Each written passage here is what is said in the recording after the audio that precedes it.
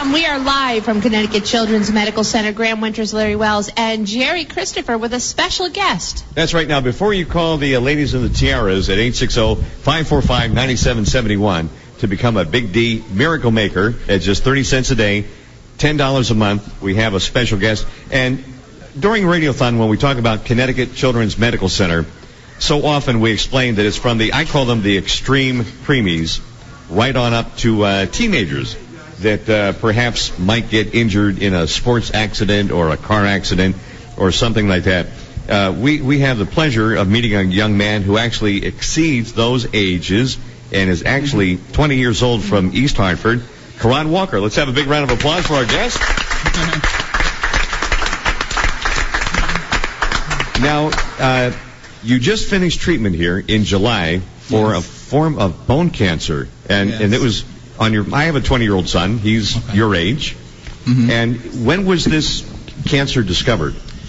I was diagnosed on September 14th, but just before that, maybe like 2 weeks before that, I've been just feeling like really a pain in my leg, my left femur. But prior to that, yes, Quoron everything's cool. Everything was fine. I had just started school again at the University of Hartford. What are you majoring in? Communications and broadcasting. Yeah. Oh, I know what you, Larry. Yeah, look out. I'm at the right place. Somebody wants our job. You know, here we go. That'll work. Okay.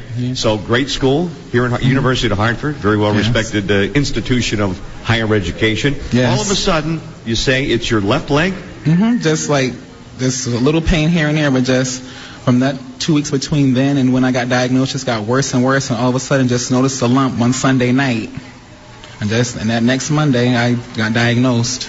So it was 2 weeks from the time that you felt the pain. Wow. Until you got diagnosed. Yes. That's amazing. Incredibly now you fast. said your femur. Now that's the bone in your upper leg. Yes, from your knee to your hip. Okay. And so that's where there was a tumor there. Is that? Yes. Yeah. There was. All of a sudden, it went from pain to just like a big lump. Right. And it was hard. I thought it was more so on the Right. on the muscle or whatever, but it wasn't. It was actually in the bone. I could feel the pain actually inside, and just something very painful. But so then you came here to Connecticut Children's. Yes. And you underwent surgery and treatment. What exactly did they do? Well, I began treatment just a few weeks after being diagnosed. Maybe it was like the first week of October. And from there on, just got treatments. And then in January, I had the big surgery. It was about a 10-hour surgery on my femur. They actually took the bone out and replaced it with cadaver bone and put a rod right through it with hardware. Oh, wait, back up a little bit here. Okay. They took your femur out, your upper bone in your leg, left leg. They replaced it with a cadaver bone. Yes. Okay, so that's kind of like an organ transplant, except it's a bone that they put in your leg. And you're a pretty tall guy. I am. How tall are you? 5'11". Okay. All right, so they find a bone that fits. Yes. Okay, they replaced the bone. But that wasn't the end of the story. Did I hear that the cancer spread? It actually did. It spread, I guess between that. They said those tumors were in me for maybe like a 3 or 6 month period. They can't really pinpoint it, but sometime between then. But from there on, from the January surgery, I had another surgery in March. I had 2 nodules removed, 2 small nodules from my lung, my right lung. They were taken out. It spread from your leg. Yes. To your lungs. Yes. Somehow or another, it went through the bloodstream and just went right through.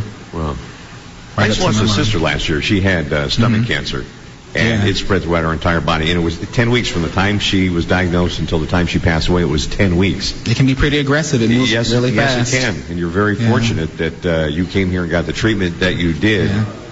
As quickly as you did, that they diagnosed it and that they got that bone in there. Now, how did they treat the cancer that had spread? How did they deal with that?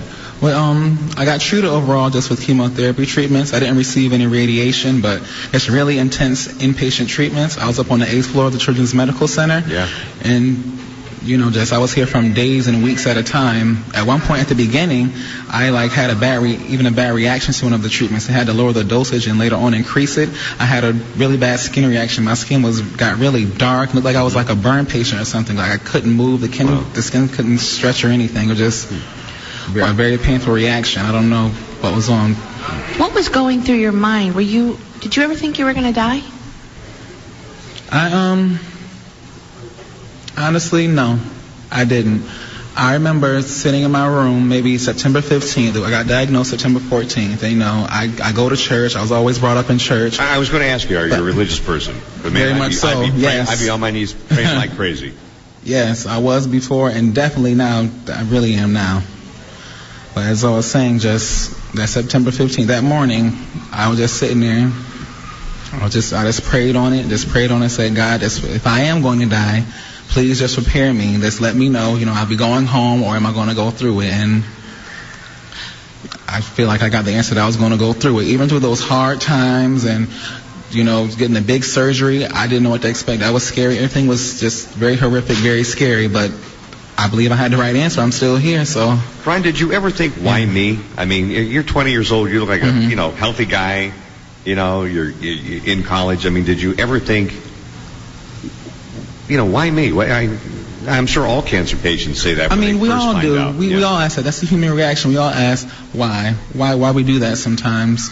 Why is this happening to me? Why not this one who did this and who did that? But you know what? You have to ask yourself, why not me?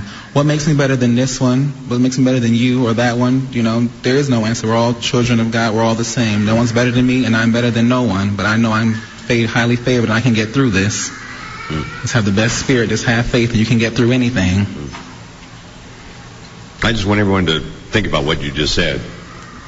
You're way wise beyond your years. Yeah.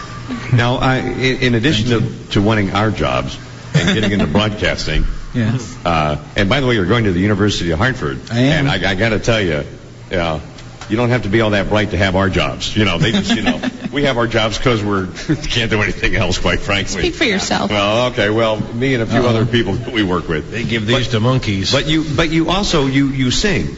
I do. Yeah. I sang quite often. Always sang in church. Sang since I was a little boy. And also that sang to all the nurses on the 8th floor. They know I can sing. Just any chance I can get, I'd love to share a song. Well, if we give you a chance now, you got a microphone and you're on a 50,000 watt radio station covering the entire state of Connecticut. Yeah. So and your and your dad's listening and your friends are listening. So we've got a couple of minutes here. What would you like to sing? I thought about it, and there's a song called I Look to You by Whitney Houston off her latest album. Around the time her CD came out, under the song I Look to You, it really spoke to my soul. It was a song that's about you can look to your friends or to God or to your mother, to your brother, to your dad, to your family, which all those things I did look to. And that's when you start to look beyond something bigger than you and I. Just know that you have that strength. Just carry on when you just can't make it anymore. Now, you can hear that the phones aren't ringing right now. Do you know why? Why? They're listening to your message. But when you're done speaking with us, the phones are all going to be lit up. I hope so. We need the donations. Whether it's the little extreme preemies or young men like yourself, that's what Connecticut Children's Medical Center is here for, and that's why we are here, to fulfill their needs. All right. It truly is. Quoron Walker, let's hear for him. All right. Thank you. Let's hear what you got. Bring it on, young man. As I lay me down, heaven hear me now. I'm lost without a cause, after giving it my all. And winter storms have come and darkened my sun. After all that I've been through, who on earth can I turn to? I look to you, I look to you. Very nice. Quoron Walker. Wow. America's Got Talent. I see a couple girls with tiaras wiping tears away. Thank you. Yeah, very touching. And there's one who doesn't have tiaras over there. Very touching. With a baby. Thanks so much for sharing your story with us. Thank you. God bless you and your family. I know that they're all listening. And in your honor for being here with us, we have a special challenge right now in that Connecticut Children's treats 35 kids every day for cancer. Yes. We need 35 new Big D miracle makers, and we'll put aside a teddy bear for each child the next time they come in. And we want to do this in the next 35 minutes. 35 minutes, 35 brand new Big D Miracle Makers. And the phone number, Quoron? The phone number is 860-545-9771. Please call now. Absolutely.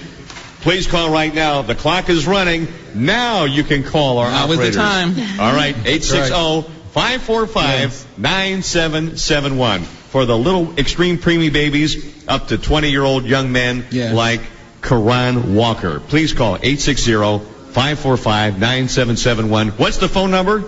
860-545-9771. Please be a Big D Miracle Maker for 30 cents a day, $10 a month, and call right now. We need 35 of you in the next 35 minutes. Phones are ringing. We got one. There you go, Quoron. You touched them. You touched them, buddy. Thanks so much. More coming up live from Connecticut Children's Medical Center. It's our 8th annual DRCFM Children's Radio Network. We got more tears over there. Our Radiothon for the kids here on Hartford's Big D. More and more